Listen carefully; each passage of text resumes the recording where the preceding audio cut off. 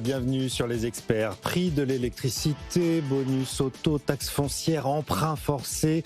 Sébastien Lecornu tente de sauver le budget. Pour ça, il démine le terrain sur tous les sujets polémiques. Mais après avoir tant lâché au Parti socialiste, c'est à droite que ça se tend. Le gouvernement recule sur tous les fronts. C'est le premier thème des Experts aujourd'hui. Mais peut-on encore se payer le luxe de reculer ? L'Institut Montaigne tire la sonnette d'alarme. Nous sommes au pied du mur. Si rien n'est fait, la dette atteindra 235% du PIB en 2050.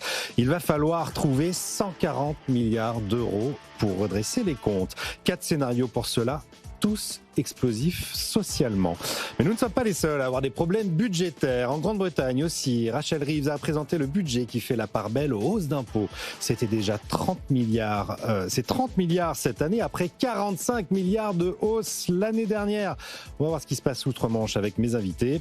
Et pour finir, on va revenir sur la dernière étude de Rexecode. L'hypercompétitivité de la Chine est-elle une menace durable pour l'industrie européenne ? Voilà pour le programme. Il est 10h, passé de 1 minute. Nous sommes ensemble jusqu'à 11h pour Les Experts sur BFM Business. Allez, c'est parti. Les Experts, débats et controverses sur BFM Business. Et pour parler de tous ces sujets, j'ai le plaisir d'accueillir Nathalie Janson, professeure d'économie à Neoma Business School. Bonjour Nathalie. Bonjour Raphaël. À vos côtés, Jean-Pierre Petit, président du Cahier Vert, des Cahiers Verts de l'économie. Bonjour Jean-Pierre. Bonjour Raphaël.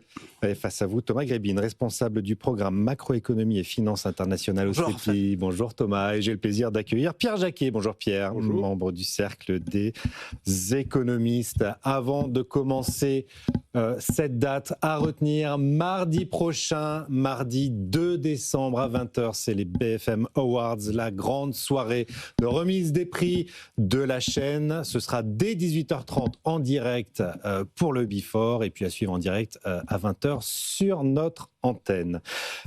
Premier sujet, emprunt forcé, taxes foncières, des reculades, tous azimuts du côté du gouvernement. On va écouter Sébastien Lecornu. On va commencer par la taxe foncière. Tiens, c'était hier au Sénat. On écoute le Premier ministre. Il faut changer de méthode à court terme et il faut changer de méthode désormais à long terme. On le voit bien, toute approche nationale est morte-née. Donc il va falloir revenir à une approche départementale, voire même à une approche infradépartementale, voire même commune par commune, puisque lorsqu'on regarde la cartographie de cette affaire, on le voit bien qu'on est en train de traiter nationalement un sujet qui parfois n'a strictement rien à voir d'un département à l'autre. J'irai même plus loin, Président Darnaud, certains départements sont pratiquement pas concernés et il peut y avoir une géographie, on va dire cela comme ça, de manière diplomatique, qui mériterait qu'on s'y penche. Bon, changement de méthode, Nathalie Janson, c'est assez surprenant. On annonce la semaine dernière une hausse généralisée sans prévenir en plein milieu du budget, et puis là, c'est régulade tout, quoi. Oui, j'avoue que c'est compliqué à suivre en ce moment. Ouais. Il y a un problème de colonne vertébrale difficile à identifier.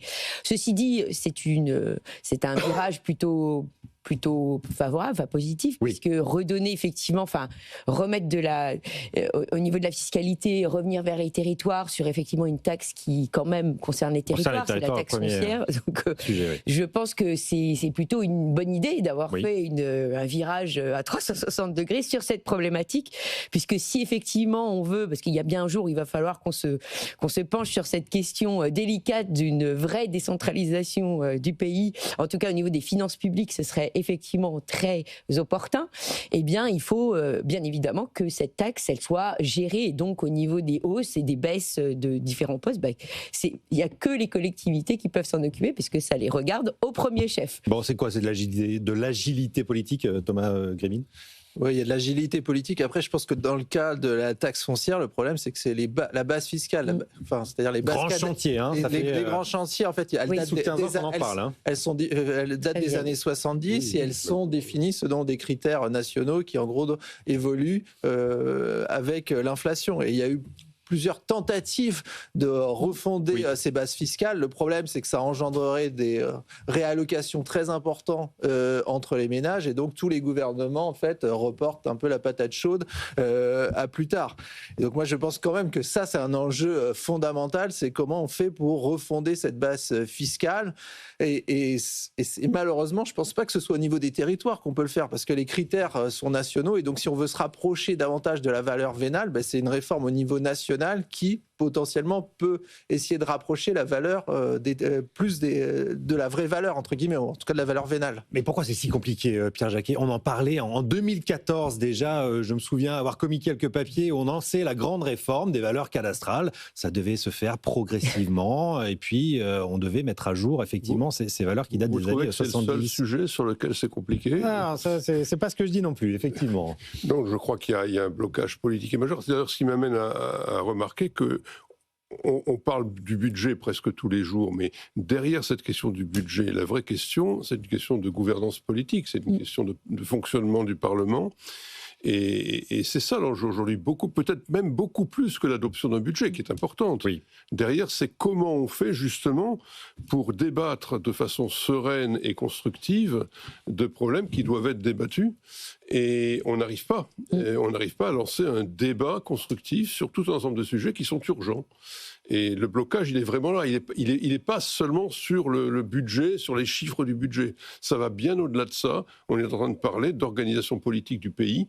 On est en train de parler de ce qui fait la constitution d'une société qui, aujourd'hui, je crois, est véritablement en crise. Et c'est pour moi le problème le plus essentiel, bien au-delà du budget. Sujet politique majeur, évidemment. On a quand même un sujet technique sur la taxe foncière, non ? Le fait qu'on paye moins à Paris du fait de valeurs cadastrales bien inférieures à celles des grands immeubles de la périphérie parisienne. Ce chantier devrait être mené, Jean-Pierre Petit. Il y a tellement de chantiers. On nous a vendu la stabilité quand Le Cornu a été nommé. Oui. Tous les jours, on a des modifications. C'est un objectif, on sait que la situation est compliquée. Des ajouts, des suppressions, des modifications. Ouais. Franchement, même pour des Français, on a du mal à suivre. Voilà. Hier, j'étais à l'étranger, dans des investisseurs étrangers. Ils rigolent. Enfin, qu'est-ce qu'ils disent, les investisseurs étrangers, vous croisez? Qu'est-ce que tu veux qu'ils disent? Ils voient bien le spectacle navrant. Et donc, ça les fait plutôt rigoler. Alors, si j'ai bien compris, pas que rigoler, parce que la question de savoir est-ce qu'on investit en France ou pas, c'est une question sérieuse. Tu peux te poser la question, effectivement. Parce que là, pour l'instant, ils regardent le court terme. Le court terme, c'est quoi? C'est les ratios traditionnels macro-financiers, service de la dette en pourcentage du PIB 2%, taux d'intérêt apparent de la dette 1,95%, la France n'est pas un risque pays et quasi équilibre de la balance courante, position extérieure débitrice de 10% du PIB, c'est pas trop. Ça va. La BCE interviendra. Ça, c'est le court terme. Mais si tu te projettes un peu plus loin, tu vois que la dette n'est pas soutenable. Hein. Je suis désolé, pour stabiliser la dette à 116, il nous faudrait un solde primaire minimum. Hein. Minimum dans le bon sens, oui. Moins 0,5, moins 0,4, moins 0,3, etc. On en est loin. On en est loin, il nous manque 90 milliards, hein, voilà. Et donc ça va augmenter. Et puis 54% de la dette est détenue par des non-résidents, oui. Et 25% par des non-résidents non européens, c'est-à-dire des Japonais, des Moyen-Orientaux, des Américains, etc. Oula, là ça commence. La situation politique civile est pas terrible, hein, c'est un peu nouveau quand même. Hein. Il y a une montée d'une violence politique, au moins verbale. Voilà. Ce gouvernement, comme les autres, est incapable d'amorcer une quelconque démarche crédible de maîtrise des dépenses publiques. Oui. Les prélèvements obligatoires sont plus... Enfin, je pourrais situer sur le moyen terme. Alors, hier, ce qu'on nous a inventé, c'était les emprunts forcés, hein, c'est ça? Oui. Voilà, alors ça, j'ai pas trop étudié, mais je me souviens que ça a été instauré en France sous la Convention. 1793. Voilà. Alors, il y a eu un autre épisode. Oui, il y en a eu plusieurs. Il y en a eu plusieurs. Il y a eu 83. Il y a eu le plan Monroy aussi. Exactement. Disons que je voulais un peu utiliser la provocation parce que quand même, en termes de résultats, ça s'est pas révélé quand même très pertinent. 93, c'est pas un bel épisode. Il y a tous les régimes totalitaires. Oui. L'Union soviétique l'a fait à plusieurs reprises. L'Italie de Mussolini. Alors il y a eu aussi les épisodes de guerre. Alors là, en général, c'est la guerre. Les ordonnances du 24 avril 1945 avaient demandé aux fortunes française, Alors, faut savoir un emprunt obligatoire pour reconstruire le pays. Oui, alors attends, parce que il y a une période de guerre. Et là, on parle d'un effort avant-guerre. C'est plus l'effort après-guerre, c'est l'effort avant-guerre. Parce que je n'ai pas trop suivi, j'étais à l'étranger, mais il n'est pas rémunéré le truc. Non, c'est ça. Ah oui, alors remboursé au bout de 4 ans. Là, non. L'inflation, comme sous la Révolution, ça comptait que dalle, mais enfin, je le dis quand même. Parfois, c'était rémunéré quand même. Mais là, non. Voilà. Bon, c'est quoi, Nathalie Lançon? C'est une forme de spoliation ou c'est un effort pour la nation? Encore une fois, je rappelle que c'est pour financer la hausse du budget des armées l'année prochaine. Oui. Alors effectivement, comme il a été rapidement rappelé, en général, ces emprunts sont justifiés par des situations de guerre, donc effectivement par un effort. Il faut se mettre au travail. Enfin, je veux dire, il faut se sacrifier parce qu'il y a des sacrifices. Et donc, on a un sacrifice financier pour des sacrifices potentiellement humains et matériels de guerre. Bon, là, on est vraiment loin. Alors, même si effectivement l'objectif, on le dévie sur l'histoire de financer les dépenses de la défense. Consensuel. À la limite, alors effectivement, ça aurait fait bondir tout le monde parce que c'était encore des cadeaux aux riches. Moi, j'aurais plutôt fait effectivement un crédit d'impôt aux riches pour qu'ils aillent mettre leur argent. C'est quand même beaucoup moins sur le papier confiscatoire. C'est un peu moins brutal. Ils n'auraient pas aimé, à gauche, ils n'auraient pas aimé puisque forcément, ils n'ont toujours pas compris qu'un crédit d'impôt, c'est pas un cadeau aux riches. Ils n'ont pas au Bahamas avec, mais effectivement, leur argent est fléché. Et là, effectivement, le seul, dans l'époque moderne où il n'y avait pas de guerre, où ça a eu lieu, c'était le plus récent, c'était 83 avec Mauroy. Effectivement, on était dans une telle situation d'incapacité d'emprunter sur les marchés internationaux qu'en fait, on l'a fait. Aujourd'hui, effectivement, le ministre de l'économie l'a rappelé, a tout de suite répondu par rapport à ça en disant « mais ce n'est pas le cas, on n'a aucun problème de financement sur les marchés, ce n'est donc pas justifié. » Et voilà, Roland Lescure a été très clair hier sur France Inter. Il n'en veut pas, effectivement. Et c'est vrai qu'on peut se poser la question, pourquoi passer par un emprunt obligatoire plutôt que le financement par les marchés, Thomas Grébine? Oui, surtout que, comme vient d'être dit, ça peut se justifier quand, en effet, on a des problèmes de financement. Or là, il n'y a pas de problème de tension particulière sur notre dette. Et juste un petit calcul, dans un des amendements, il est question d'un emprunt forcé autour de 5 milliards d'euros. Donc si on fait un petit calcul, et sur un horizon de 5 ans, donc les taux, si vous empruntez à l'horizon de 5 ans, on est autour de 2,7.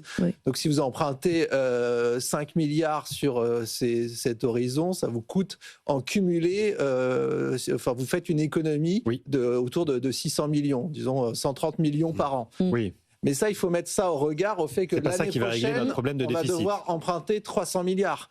Donc si vous envoyez sur les marchés le signal qu'il y a des problèmes de financement de la dette et que ça, vous le faites sur un truc qui est quand même ridicule, 5 milliards pour économiser autour de 200 millions par an et qu'en fait, ça surenchérit potentiellement ensuite le coût sur 300 milliards, on voit bien qu'il y a un petit problème dans le calcul. Mais on n'arrête pas en effet de transformer un problème de long terme en problème à court terme.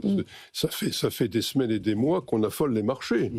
Alors qu'il n'y a pas de problème. Mais on ne voit pas les taux bondir non plus.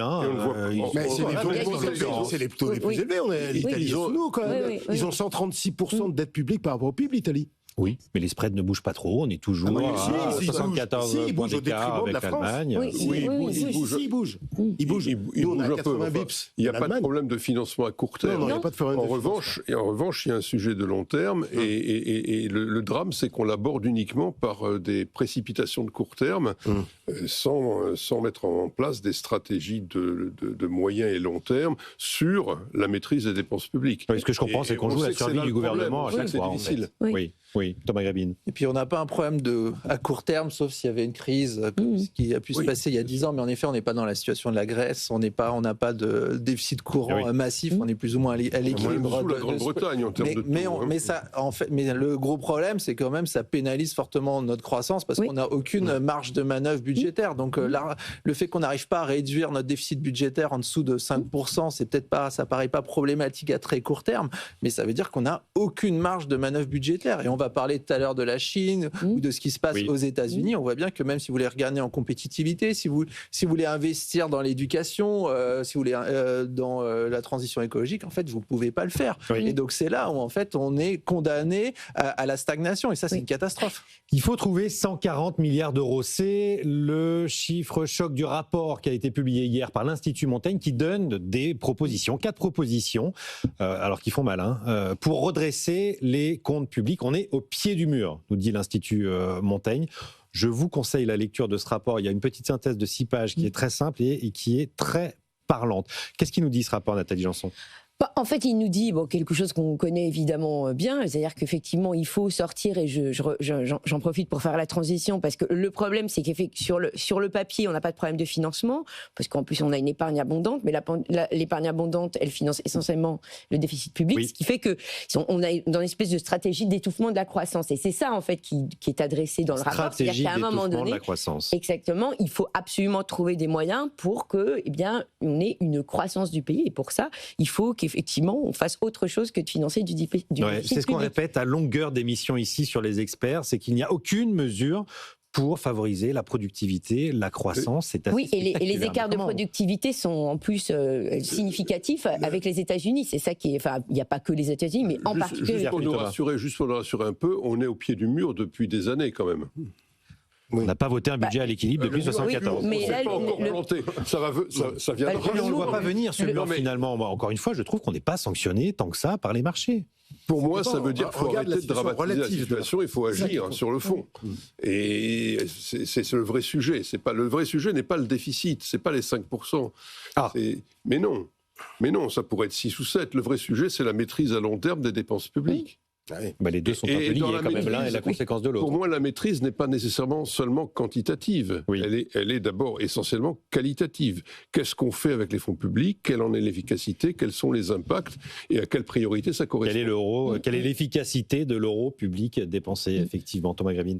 Et quand on regarde ce rapport, il y a un graphique intéressant. Et il regarde l'évolution des dépenses publiques depuis 2001. Et ce qu'on voit, donc il y a environ presque 7 points de PIB d'augmentation des dépenses publiques depuis 2001. 2/3 de cette hausse, c'est les retraites et la santé. C'est les dépenses de protection sociale. Si on regarde maintenant un peu plus loin, depuis 1980... Est-ce que c'est pas normal dans une société qui vieillit, tout simplement? C'est normal, mais quand on regarde par exemple nos voisins, depuis 1980, donc nos dépenses sociales en France, elles ont augmenté de près de 16 points de PIB. Mais en Allemagne et en Suède, c'est 4 points de PIB. Donc sur la même période, avec un vieillissement plus prononcé des populations, c'est 4 fois moins. En Allemagne et en Suisse, c'est 4 points de PIB. Et en Suède, ça a même baissé sur la même période de près de 2 points de PIB. Sans qu'on soit mal soigné ou que... On voit bien qu'il y a des choix qui sont faits. Et ce qui revient aussi, si je peux me permettre, sur le débat sur la taxe foncière, c'est aussi l'incapacité à accepter qu'il y ait des perdants. C'est-à-dire que là, sur le débat sur la taxe foncière, on voit bien les boucliers qui se sont levés contre cette mesure qui est quand même relativement à la marge. C'est 63 € de hausse annuelle. Sur des éléments de confort qui aujourd'hui n'a pas une baignoire de l'électricité. Ça n'a pas de sens. Donc il y a un moment on se pose des questions. Donc si on n'y arrive déjà pas sur la taxe foncière alors que c'était un ajustement marginal, quand vous allez avoir des ajustements beaucoup plus importants qui vont devoir être faits sur les dépenses sociales, de nouveau si vous avez des dépenses de retraite de 3 points de PIB supérieures à la moyenne de l'UE, c'est un dernier chiffre, quand on regarde les dépenses de protection sociale, on est 5 points au-dessus de l'Allemagne, presque 10 points au-dessus des Pays-Bas. Donc il y a un moment, il va falloir des ajustements. Ça risque d'être douloureux parce que je ne dis pas que, par exemple, les retraités vivent bien ou vivent tous bien.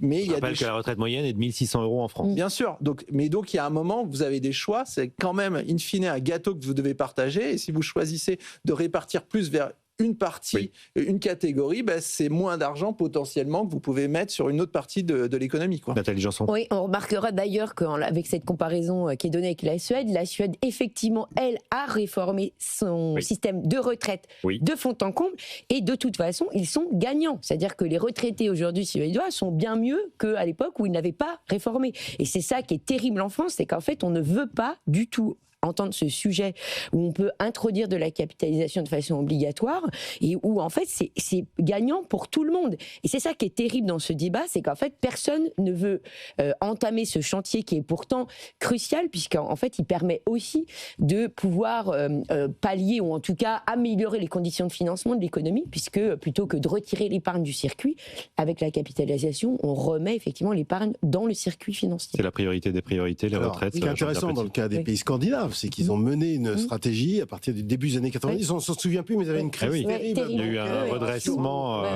C'est un modèle de redressement des comptes publics, la Suède. La Finlande, mais il y a eu aussi la Nouvelle-Zélande, le Canada. Il y a eu plein d'autres pays qui ont affiché quand même. Alors c'était crédible parce que c'était affiché sur moyenne période, au moins 5 ans. Voilà. C'est quoi la bonne méthode? Non, mais c'est ça qui nous intéresse. Voilà. Et puis, alors, sur les dépenses, les dépenses. Alors, ce qui est intéressant, c'est il faut quand même gérer les multiplicateurs. C'est-à-dire que les dépenses sur lesquelles qui ont moins d'effets récessifs, c'est souvent les dépenses de retraite, puisque évidemment, si on augmente l'âge de la retraite, ça va se lisser dans le temps. Alors que si on coupe, par exemple, on coupe massivement des dépenses, même courantes, ou des dépenses a fortiori des dépenses d'investissement, bah là, les effets multiplicateurs sont plus élevés. C'est pour ça que c'est impardonnable, la mesure de suspension. Mais c'est impardonnable. C'est pour ça que Standard & Poor's a pris sa décision entre 2 réunions, ce qui est très rare de la part des agences de rating. Enfin, on attendait 6 semaines plus tard, sa notation. Mais ça, c'est impardonnable, ce truc-là. Et donc, on sait ce qu'il faut. Et alors, après, on va tous parler de technique, mais on sait bien que la véritable issue, elle est politique. Elle n'est pas technique. Il faut débugger le truc. Voilà. Donc c'est 2027, c'est la présidentielle. Mais il faut débugger le truc, il faut que la présidentielle ait lieu le plus rapidement possible. C'est l'esprit de la Ve République, depuis l'élection du président de la République au suffrage universel direct. C'était la réforme voulue par De Gaulle en 62. Et voilà, on aurait dû avoir la démission de Macron, qui aurait été suivie par une élection présidentielle démocratique, et dans la foulée, une nouvelle dissolution qui aurait permis, éventuellement, c'est pas sûr, de dégager 5 ans de visibilité. Ouais, on s'y dirige pas, hein. Thomas Grévin. Non, moi je suis pas d'accord avec ce constat, parce que je pense que le problème qu'on a d'un point de vue politique et économique, c'est qu'on n'est pas d'accord justement sur ce qu'il faut faire et sur le modèle de croissance qu'on veut développer. C'est un peu ce que disait François Bayrou en septembre, où il disait en fait vous avez un écart très important, une partie de la droite qui veut renforcer le tissu productif et une partie de la gauche qui considère qu'on est plus que sur une île où on peut taxer les riches. Où on peut taxer les riches. Et je pense que là, tous les problèmes. Une des forces de la Suède des années 80, c'est que la Suède avait un problème très fort de son modèle de croissance, avec des déficits extérieurs et des déficits publics qui s'accumulaient. Et au début des années 90, il y a eu donc cette crise, et surtout, il y a eu une prise de conscience que toutes les réformes doivent aller dans le même sens, c'est renforcer le tissu productif. Et donc ça, c'était aussi bien le cas des réformes de la protection sociale que des réformes fiscales. Mais ce que je veux dire, c'est qu'il y avait un objectif qui était partagé. Et donc moi, je ne crois pas du tout que s'il y avait une élection, ça changerait quoi que ce soit, parce qu'on n'est pas d'accord. Est-ce qu'il faut réindustrialiser à tout prix? Est-ce qu'il faut faire développer une économie de services? On voit bien que même, regardez le terme de réindustrialisation, il a plus ou moins disparu des priorités. Et moi, c'est pas une question de gauche, de droite. Non, je crois qu'on exagère le rôle du consensus dans les pays scandinaves. C'était beaucoup plus dur qu'on ne le pense. Quand on a eu des graves crises financières, alors je reviens pas sur la Révolution, mais Napoléon, il a redressé la situation à partir du consulat, et que je sache, c'était pas le plus grand des démocrates. Hein. De manière assez autoritaire, De Gaulle a récupéré la situation catastrophique dans laquelle on était en 57-58. Évidemment, c'est devenu une icône, De Gaulle. Mais à l'époque, il était terriblement critiqué. Il y avait des manifestations, etc. Mais il a redressé, vous savez bien, avec Jacques Rueff et Pinet, que je sache, c'était pas très sympa ce qu'il a fait. Hein. Donc croire que le consensus, il faut nécessairement ex ante réunir un consensus pour redresser les finances publiques, je n'y crois pas. La Grèce, regardez la Grèce. On était limite. Hein, mais c'est des situations qui étaient relativement catastrophiques. Si on a une crise, parce que si on a une crise systémique, si on a une crise systémique dans 2 ans, dans 3 ans, il faudra bien faire quelque chose, et ce ne sera pas consensuel. Il y avait des forces de rappel à l'époque, il y avait les marchés justement qui avaient imposé des taux d'intérêt à la Grèce et la Troïka et l'Allemagne. C'était les forces de rappel extérieures. Qu'est-ce qu'on a aujourd'hui en France pour nous remettre dans le droit chemin? Je voudrais rappeler quand même dans ce débat l'importance du contrat social. Pour moi, la crise aujourd'hui, elle est largement là. Et le pays ne fait plus société. Et donc, toute mesure aura du mal à passer, tout simplement parce que toute mesure va conduire à des perdants, et les perdants s'opposent, et personne n'est prêt, non pas à établir un consensus ex ante, mais à discuter pour arriver à un consensus ex post, à une acceptation de la situation. Donc, le vrai sujet, pour moi, il est là. Donc, vous disiez tout à l'heure, taxer les riches comme si c'était un péché majeur. Moi, je ne suis pas de cet avis. Je pense qu'il y a un problème en France de justice fiscale et qu'il faut le traiter. Les riches ne payent pas assez en France, selon vous ? Je pense que le principe de la Constitution, c'est que chacun paye les impôts au regard de ses possibilités. Et je pense qu'aujourd'hui, les statistiques, en tout cas que j'ai vues, confirment que c'est pas tout à fait le cas. Ça ne veut pas dire qu'il faut taper sur les riches, comme je l'ai entendu, qui est une hérésie majeure. Mais non, pas du tout.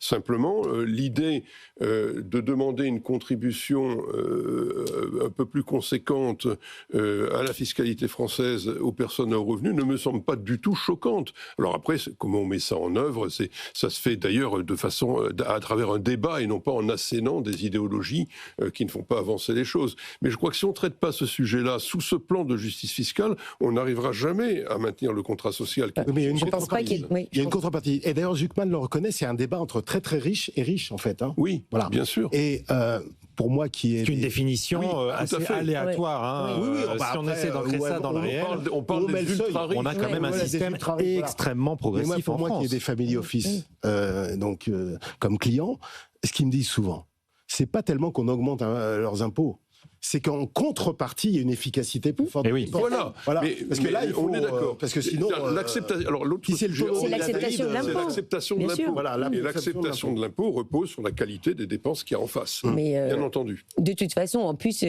moi, j'avoue que dans ces histoires de les riches ne payent pas assez, je pense qu'il faut quand même encore et toujours rappeler, comme je l'ai fait tout à l'heure, qu'ils utilisent beaucoup de crédits d'impôt qui ne sont pas une soustraction à l'impôt, qui en fait, ils dirigent leur argent là où on leur demande de le mettre. Donc déjà, c'est quand même un point très important. Et puis un deuxième point qui est effectivement dommageable, alors, et c'est là où on mesure le consentement à l'impôt sans doute, c'est qu'effectivement, le cas de la Norvège était assez intéressant avec le rapport de Blandol là-dessus, c'est qu'en fait, lorsqu'on va taxer les ultra riches, eh bien, en fait, c'est ceux qu'on veut pas qui partent du pays, qui en général sont les plus sensibles, c'est ceux qui en fait apportent de la productivité et de l'innovation dans l'économie. Donc il faut effectivement, et là c'est un problème, j'imagine, de consentement, c'est-à-dire qu'effectivement ils trouvent que trop c'est trop, et du coup ils s'en vont. Bah oui, puis il y a de la concurrence fiscale entre les États et ces dépenses qui peuvent être mobiles. Thomas Grébin. Oui, mais c'est l'insupportabilité. C'est aussi lié à la contrepartie de la fiscalité. Thomas Grébin.